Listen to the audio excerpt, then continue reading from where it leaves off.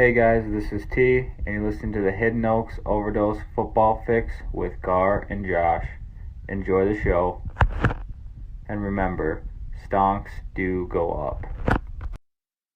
It is Saturday, October 22nd, 2022, a beautiful October morning. It is podcast number 117. Hello, everybody, and welcome to Hidden Oaks Overdose Football Fix podcast. I am one of your lovely hostesses, the Garlic Johnson. We are joined as, not for the first time ever, but for the few times ever, by the Panic Man Walters. Walters, say hi to the folks out there. Hi, folks. Thank you, Walter. So you guys know the deal by now. We've got a lovely Discord where you can chat with us about football all the live long day. Otherwise, you can chat about other stuff too, I guess. You can leave us voicemails at anchor.fm/hoodpod/message. We've also got the segment start times down in the description below. And we want to thank at Levi Oki Illustration on Instagram for all the beautiful art he has provided us over the years. And I'll always plug some beautiful custom art is a great Christmas gift idea. I know I've done that multiple times already. And there's nothing more unique, especially for if you've got some rich family members out there, that, you know, how can you buy someone for something that already has everything?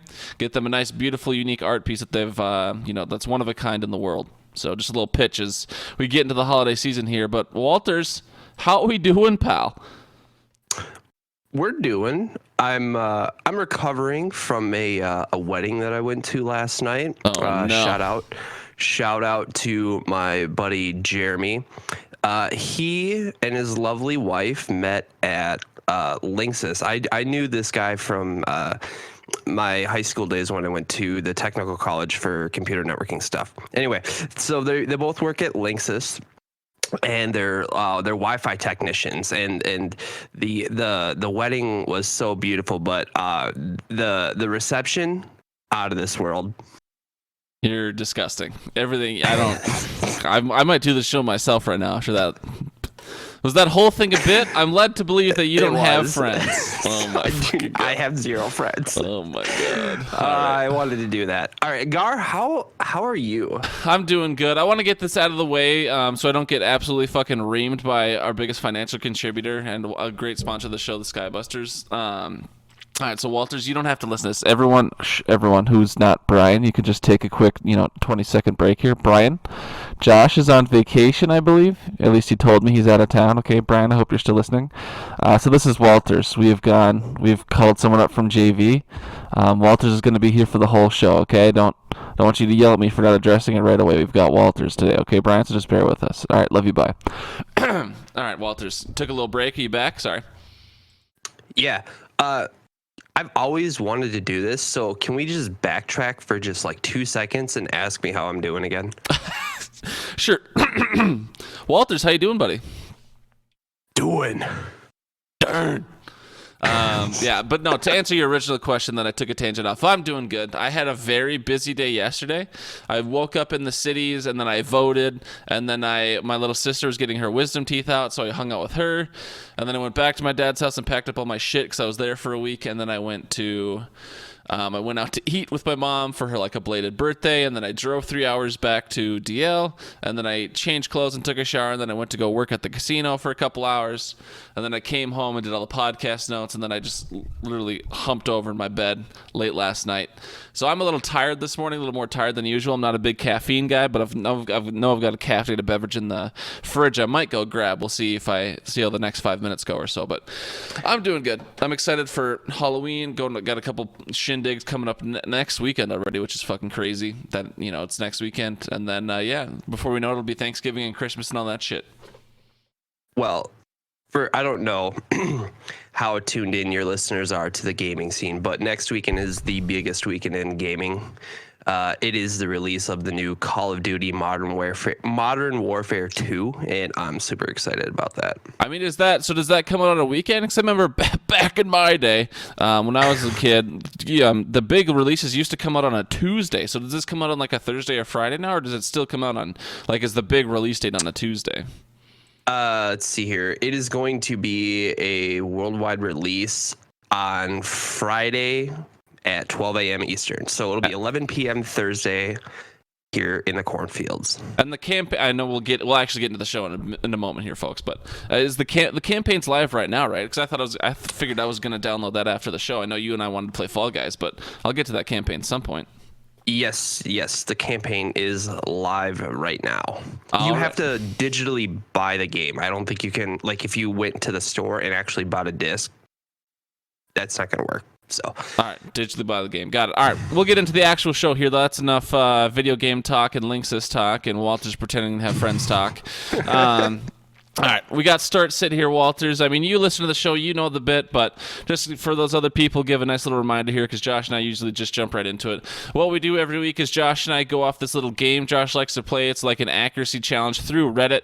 It's like narffl.com, something like that, narffl.com.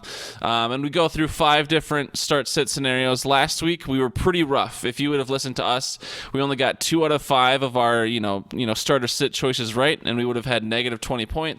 On the season, though, we're about 500. We're 17 for 30 getting them right versus getting them wrong, which means picking the player who scored more than the other. And we're still plus 15 points. So if you listen to us, more or less, you're going to do at least a little bit better than average throughout the season. So that's what we like to do. And we've got a guest one there. We'll save that one for last. Al did text me in this morning, but getting right into it, Walters. I picked one of them, a couple of them out of that list that Josh likes to pull from. We've got bullying the bad kids this week. We've got Dak playing the absolute historically worst defense of all time in the Detroit Lions at home. So Dak is at home versus the Lions, I should say. And then Tom Brady is going to Carolina, who seems to be maybe doing a bit of a fire sale right now with maybe Sam Darnold starting at quarterback, if not PJ Walker again. So who would you prefer to start and who would you prefer to sit? Dak versus Detroit or Brady versus Carolina? I don't know if I've ever spoke loudly about this, but I'm just creating words over here. Words are tough, TUF. Dak sucks. I hate Dak. Like, I think Dak is overrated for what he is. So I want to go Brady. I feel more comfortable with the weapons that he has. I love his wide receivers. He has I just think that offense in general is more consistent, something that you can rely on a little bit more. So I'm definitely more comfortable starting Brady versus Carolina. But I also do respect the fact that Detroit is a terrible defense. But even so, I still want to go with Brady. All right, I hear you. I mean, you can hate Dak, but Dak's been in the league for a long time, since 2016, where he started. Was that his first full season? I'm not sure, but he was QB7 in 2017. He was QB10 and QB in 2018. He missed a couple games. Still QB14. 2019, he was QB2. In 2020, of course, he missed some time. Only played 5 games. In 2021, another full season, he was QB8. And then this year so far, he's QB40, but that's because he's played 1 half game so far. Last year, he had 37 touchdowns with only 10 interceptions and about 4,500 yards. So for people's perspective, not that he doesn't really have significant rushing stats ever, but that's historically how Dak has been, because we can't talk about what he's done this year because he's done absolutely nothing. But Dak's a good guy, and Kellen Moore is a good offensive coordinator, whereas Brady, I mean, he's only cracked 20 fantasy points 1 time this season if you use like the standard fantasy scoring system. I like Dak here, but you love Brady, so I guess you try and convince me one more time to go to Brady, because what we have to do on the pod here is we come to a consensus who we like more. We're making one pick as a pod. We have to give unified advice for the folks that never listen to us. Dak or Brady? Convince me to come to Brady, because it sounds like you're more set in your ways than I am.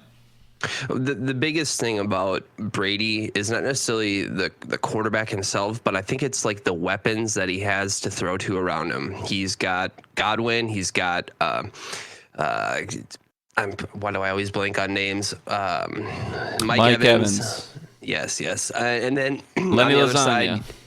Yeah, and then on the other side you have CD, and then is Gallup doing anything? I know he's come back recently, but I don't know if, so it's like, which wide receiver pair would you rather throw to? And for me, I just think that Godwin and Evans is much better tandem. Well, all right, Brady with you. I guess I I don't care enough to fight you, Anna Walters, because we got to keep moving on the show. All right, next we've got the solid RBs. Certainly Joe Mixon probably went in round 2 of most people's drafts, whereas Josh Jacobs was probably more like round 3 or round 4. But Josh Jacobs has certainly turned it on this year, and Joe Mixon has been pretty solid from what I remember, but vaguely. Walters, do you like Josh Jacobs versus Houston, or do you like Joe Mixon versus Atlanta? Both running backs are at home, both playing defensive that have been kind of rough against the rush so far this year. Looks like this week in standard formats, Mixon and Jacobs, according to Sleeper, are projected right around the same amount of fantasy points. That's why we picked him. Boy, this is a tough one. I want to say Josh Jacobs. I think I want to start with Josh Jacobs. The wide receiver room right now in Las Vegas is a little banged up, isn't it? I mean, they've got Renfro, he's questionable. Devontae, I think he's fine, but there's no Waller either. I don't think Waller's going to be playing this weekend, so they might have to rely more on Josh Jacobs getting it done on the ground and dump off passes to him as well. I don't know if they throw to him a lot, but I thought he was known as receiving back. So I like Josh Jacobs here. A little bit more just for the opportunity. But on the other hand, you're talking about a Cincinnati offense who is fire all around, if you ask me. I love their wide receivers. I think they have a really good running game, and they are playing an absolutely terrible Atlanta team defensively. And so the second half of this game could be all Mixon. So for me, I don't know where I want to go with this. I still want to say Josh Jacobs because I feel like that game could be a closer game. So there could be more offense to be had out of the Las Vegas-Houston matchup. All right. For reference, Joe Mixon has had some pretty consistent fantasy, I want to say. He's had, well, I guess I don't know what consistency means, but I mean, he's been putting up between 10 to 15 fantasy points most weeks. I mean, in Pittsburgh, he had 18 fantasy points and half-point PPR, then 10 at Dallas, only 5 against the Jets, but the Jets have been surprising a lot of people with Bobby Saul over there this year. Miami had 15 points against Baltimore. He had 10 points, and then last week at New Orleans, he had another 14.8, so 15 points. So he's been between 8 and 15 mostly. He only had 8 attempts last week at New Orleans. That's tough to see. Of course, Atlanta's also an interesting team. I believe they're 3-3 if off the top of my head, and they just upset San Fran last week. I believe they beat them 28-14. I don't know if there was a big turnover or something that made that score balloon more than the script of the game. I didn't watch a second of the game, but I mean, only seeing 8 attempts out of Joe Mixon last week, that's pretty tough. His attempts have actually been going down. At versus Miami, he had 24 attempts. At Baltimore, he had 14. At New Orleans, he had 8. And his reception numbers, I mean, he's had 4, 3, and 4 the last couple weeks. So I mean, Joe Mixon looks like he'd be a solid middle of the road play, but if you were drafted him in the second round, you're probably expecting more so far this year. Whereas Josh Jacobs, he started a little slow, but then he's turned it on. Week 3, he had 12 points. Week 4 versus Denver, he had 32 points. And then at KC, he had 27.8 points. Again, this is half-point PPR. He had 13 rushing attempts, 28 rushing attempts, and then 21. And in those last 3 weeks I've listed, he's had 5 receptions in each as well. So that's a nice little PPR piece. But to see him get 66 yards, 144 yards against a allegedly good Denver defense, and then have 154 rushing yards against KC, that's tough, dude. Playing Houston, I love Josh Jacobs. So I'm going to ride with you on Jacobs, Walters, unless you've heard anything in my little rant there that would have changed your mind to Mixon. I'm in on Josh Jacobs. All right. I want you to feel like you're a little hostess as well, so I'll let you go ahead and prompt me the first one so you don't feel like you have to talk first every time. All right. In our next matchup, we have the Do I Have To category, which is Juju Smith-Schuster, wide receiver, Kansas City, is at San Francisco, or Brandon Cooks, wide receiver, Houston, at Las Vegas. Gar, who do you got? All right, so Juju here, just looking at the tail of the tape, he has had an interesting fantasy season. It seems like overall he's trending up in snap percentage. He started kind of in the low 70s to, somewhere between 60 and mid 70s the first 4 weeks, and then week 5 versus Las Vegas and week 6 versus Buffalo, he's had more in like the mid 80 to high 80 snap percentage. So he's getting on the field a little bit more, and obviously can't catch the ball if you're not on the fucking field. He's cracked the double digits twice all year, which, he had his best game against Buffalo, but they also probably had to do, a lot more passing versus Buffalo.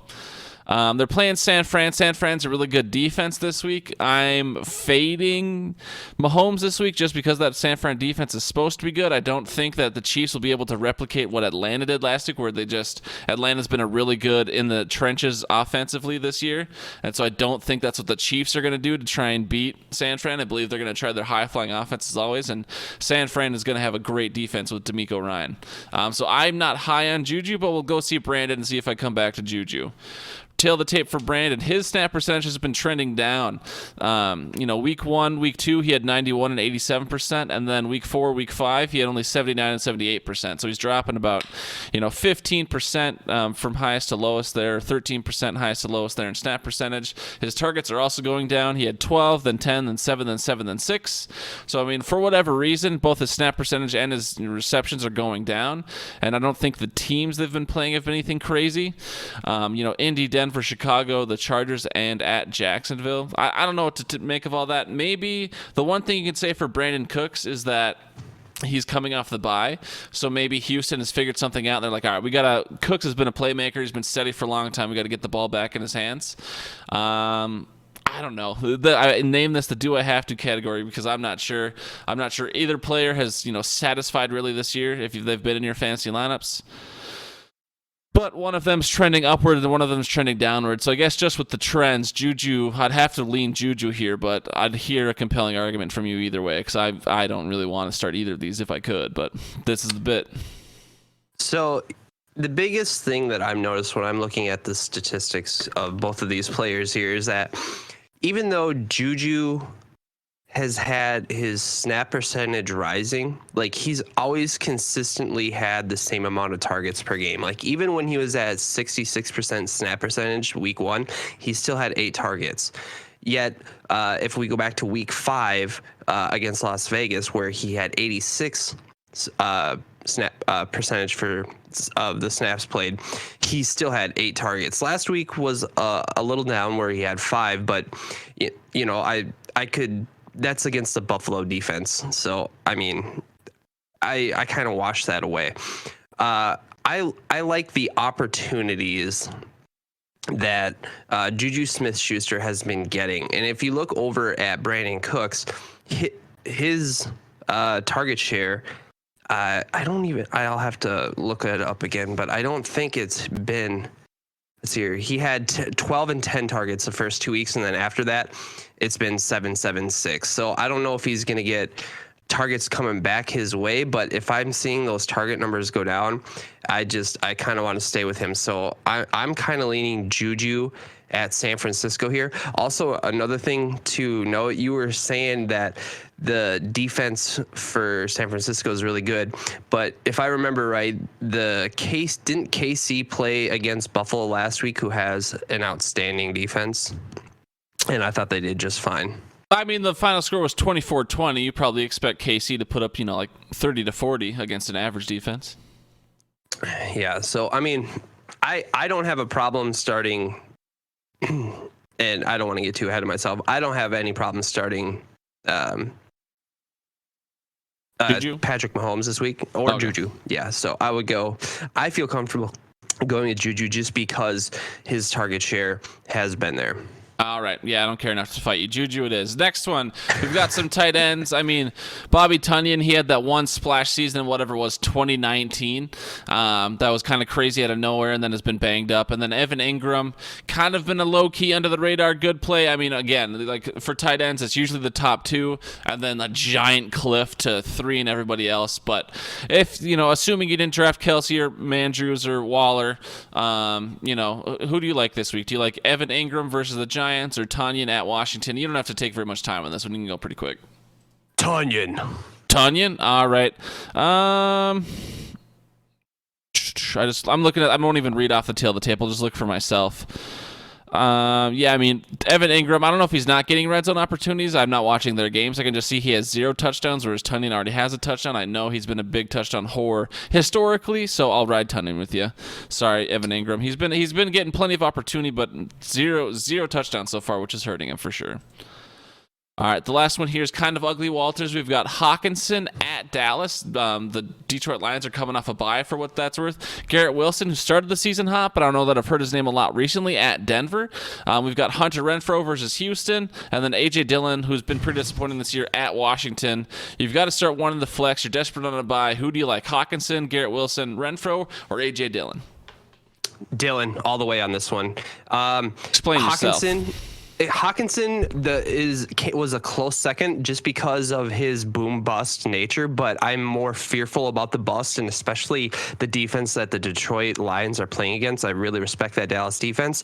I'm not touching a wide receiver for the Jets until I see Zach Wilson be able to target them enough and actually be accurate enough to hit them. Hunter Renfrow could be hurt, so he might not even be playing. So that leaves me with A.J.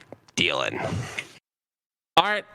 Yeah, I mean, I think you just made a very compelling case for the people, and I won't even say anything, Walters. We'll just stick with your ride. All right, so we've completed our table. You can listen back to see how we did next week. We also got one fan submission start sit here. That was from the Audio Al. He wants to know George Pickens versus Miami this week or Romeo Doubs versus Washington, specifically in full point PPR. I would have to go with the upside of Doubs. Dubs? All right, yeah, I mean, looking at the tail of the tape, Dubs has he's seen his target share and snap share increase. You know, he started the season slow, of course. He was a rookie, you know, only 50 or even 40% snap share. Now he's up in the high 80s, high 90s. He's gotten 8 targets consistently, or pretty much the last 4 weeks.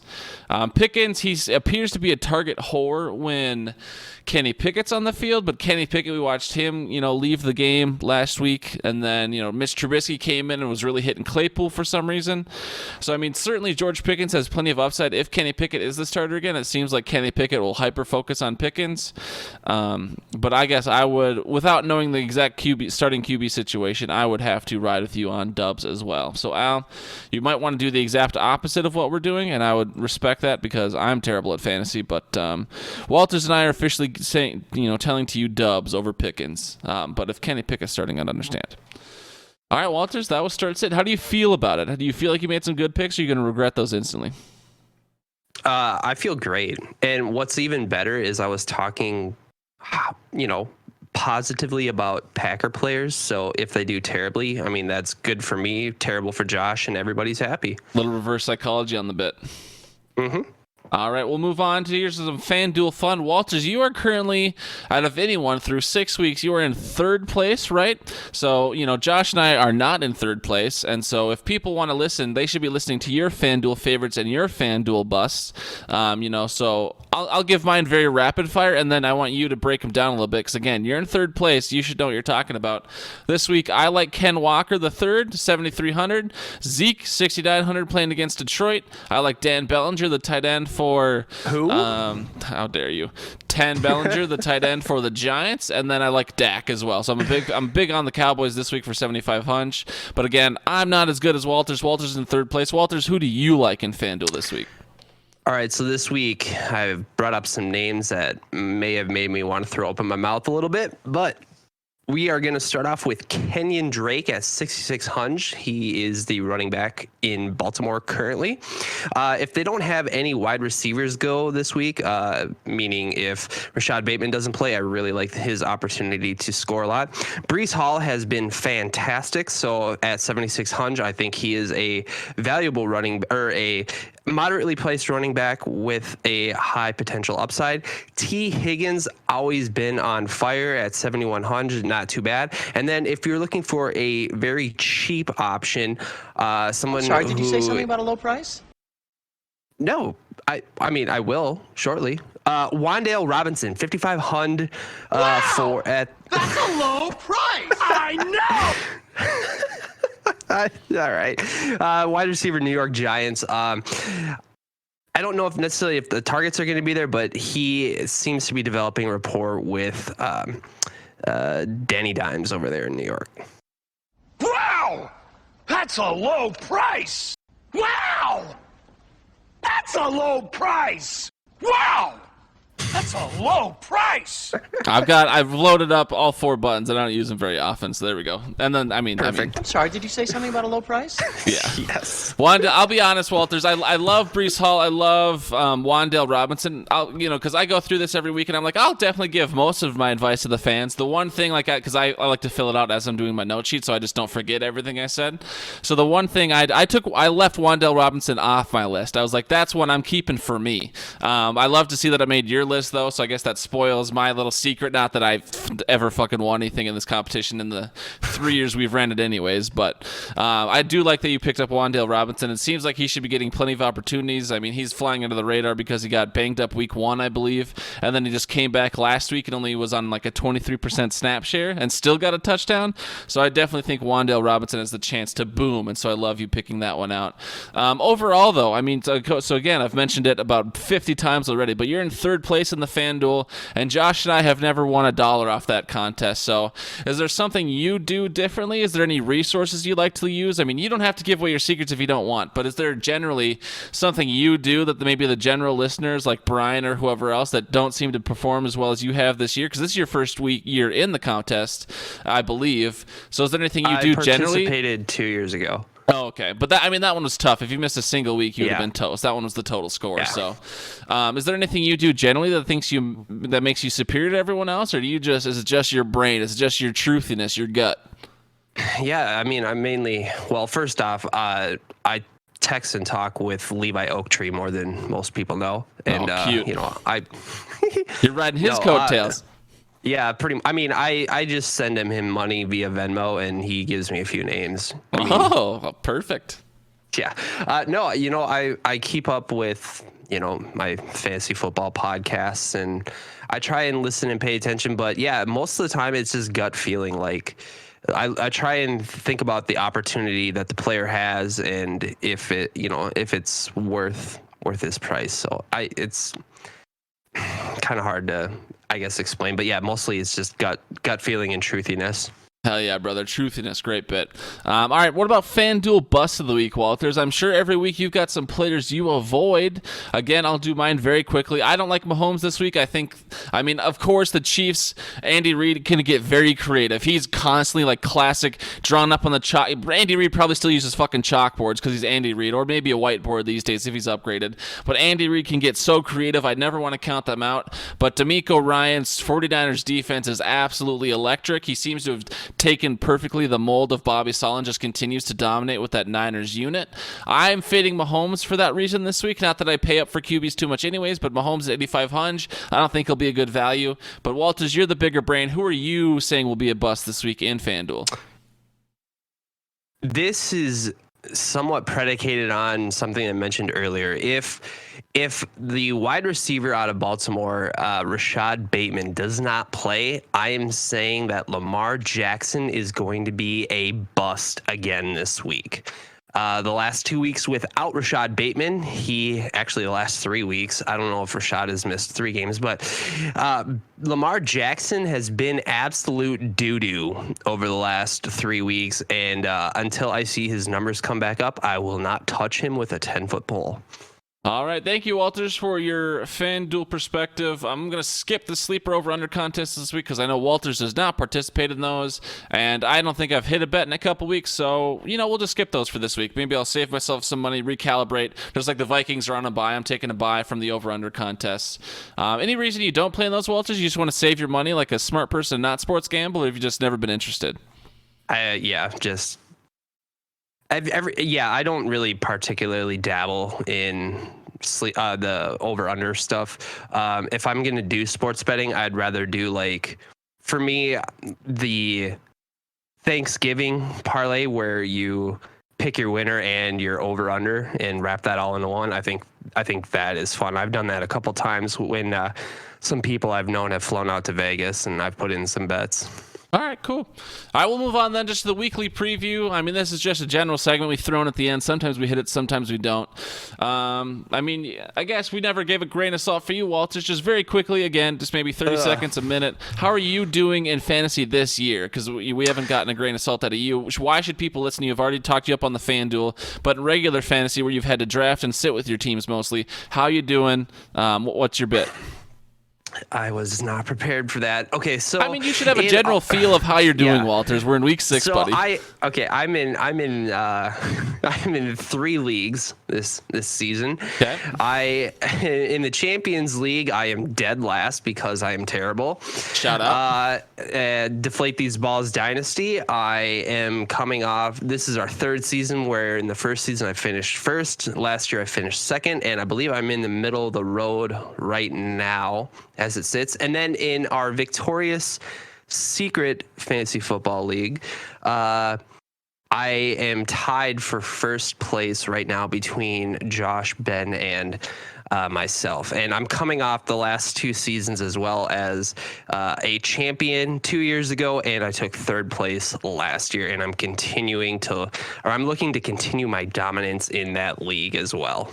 All right, hell yeah. I mean, just even, I will say for myself, even just being in the Champs League, like, that's an honor. So even if you're struggling, I mean, anyone who was in the draft kind of knows you went tilt in the draft, and I definitely made all the draft settings like a high-pressure situation that maybe Walters didn't flourish in, whereas if he just would have had a normal draft, he would have been able to prove himself as a champion. So he'll probably be back. I think I've said before on the Grum that I think every 4 years or every 5 years, I'm going to turn the Champions League into like a guillotine invitational, and so, there'll be 2 spots up for grabs, and you can try and play in through the guillotine. So even if you get cut this year, I mean, you won't be able to come back next year, but I'm sure I'll be calling your name. If I'm trying to find fucking 18 names for a Champions League, I'm sure I'll be calling your name again for the guillotine invitational. So even if you get, you get to take 1 year off and then come back if that's what you want to do. So but you're doing good. That's good. Anyone you loved on the waiver wire this week in particular? I mean, you already said you were fading Deion Jackson after that 1 week splash because JT is back. Is there anyone you picked up or anyone you're watching?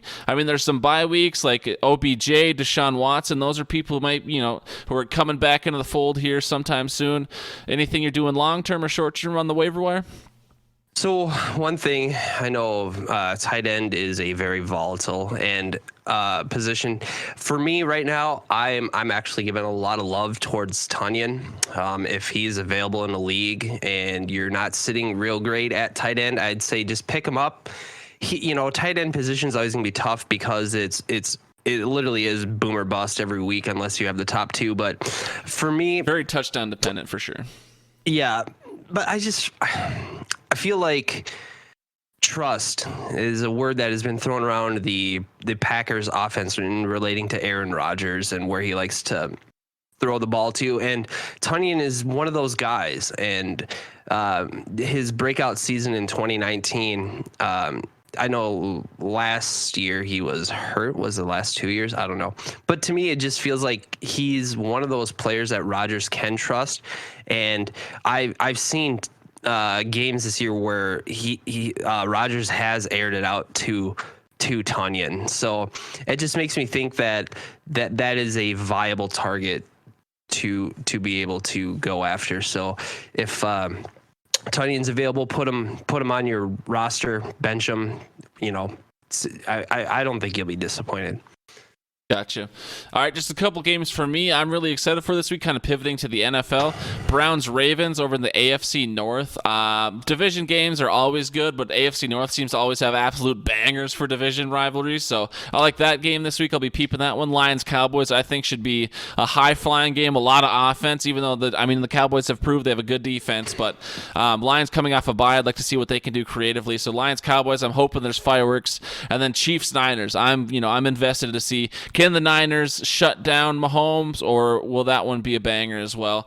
Any games you're looking forward to this week? Vikings are on a bye, so maybe you're taking a bye from watching any sort of football. But I will be getting ready for deer hunting tomorrow, so there won't be much watching of football. But I am very interested to see if the New York Giants can live up to what they have been doing. They're playing a team that's middle to the bottom of the road, bottom of the pack.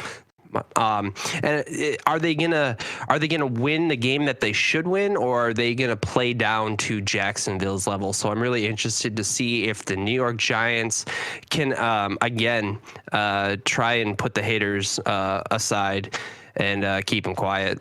Yeah, they'd be interesting if they can get to 6-1, and then I mean Denver has been god awful. Speaking of New York football teams, if the Jets go into Denver and they come out 5-2, holy shit, the glory days in New York are back, I guess. But all right, Walters, I appreciate you so much for joining us.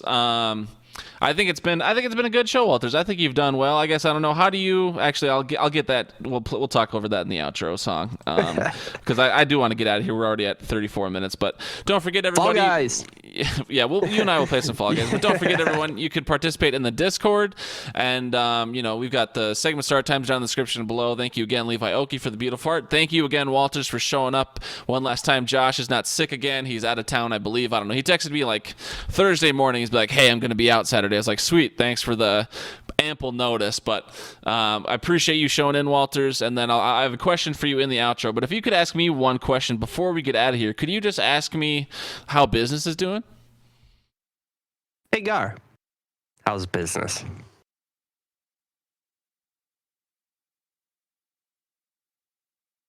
Hey, Gar, What's going on, how's buddy? business? Great. All right, Walters, how did you feel? Because obviously you've been a guest on like Al's pod before or whatever, but for the last couple of years you were obviously the host, and you had a lot of responsibilities, and you're trying to do video, and you're trying to do a million different filters and this and that. You had a lot of responsibilities I think might have burnt you out. How did you feel being back just in the kind of the guest host chair, where you didn't have to produce anything, you just showed up with a simple sheet of notes and got to talk? Did you like that a lot better, or did you miss all the hectic production woes? Well, they call me Panic Man, and sometimes I can thrive in panicky situations, and sometimes I just fail. Like, I mean, look at the Champions branch out draft. But this week was so much fun. It was cool just to roll in here and be able just to stream my consciousness of fantasy football. I had a ton of fun. Thank you for the opportunity.